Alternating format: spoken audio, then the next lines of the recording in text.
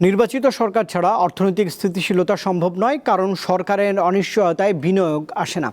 বৃহস্পতিবার পিআরআইয়ের প্রকাশন অনুষ্ঠানে এসব কথাই জানানো হয়েছে। এতে বাংলাদেশ ব্যাংকের প্রধান অর্থনীতিবিদ জানিয়েছেন, মূল্যস্ফীতি 4% নামিয়ে আনার চেষ্টা চলছে।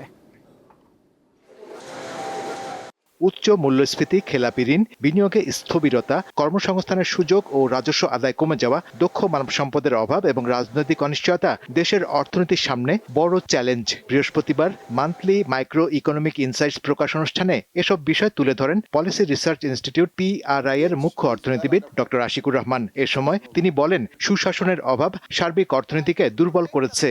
You save the banks, you merge the banks. উচ্চ মূল্যস্ফীতি, খেলাপি ঋণ, বিনিয়োগে স্থবিরতা, কর্মসংস্থান না হওয়া, কম রাজস্ব আদায়, দক্ষ মানব সম্পদের অভাব এবং রাজনৈতিক অনিশ্চয়তা সবচেয়ে বড় সংকট। Criteria that they were supposed to. অনেক পোশাক কারখানা বন্ধ হয়ে বেকার হচ্ছে মানুষ, বাড়ছে সামাজিক অস্থিরতা। এ কারণে একটি রাজনৈতিক সরকারের জন্য অপেক্ষা ব্যবসায়ীদের। এখন কিন্তু আসলে আমাদের জন্য ইয়ানপসি করা ছাড়ার কোনো পথ নেই, যে নিজেরা এখন একটু বাঁচি, পলিটিক্যাল গভর্নমেন্ট আসুক, তাহলে হয়তো উই উইল ডু বেটার। কেন্দ্রীয় ব্যাংক মূল্যস্ফীতি 4% নামিয়ে আনার চেষ্টা চালাচ্ছে। প্রবাসী আয় বৃদ্ধি এবং রিজার্ভের মজবুত অবস্থান এক্ষেত্রে কিছুটা আশা জাগাচ্ছে। খাদ্য মূল্যস্ফীতি মানুষের জীবনকে গভীরভাবে প্রভাবিত করছে। এর ফলে দারিদ্র্য বেড়ে যাচ্ছে। সহজেই মূল্যস্ফীতি কমবে না। আমরা মূল্যস্ফীতি 3 থেকে 4% নামিয়ে আনতে নানাভাবে চেষ্টা চালাচ্ছি।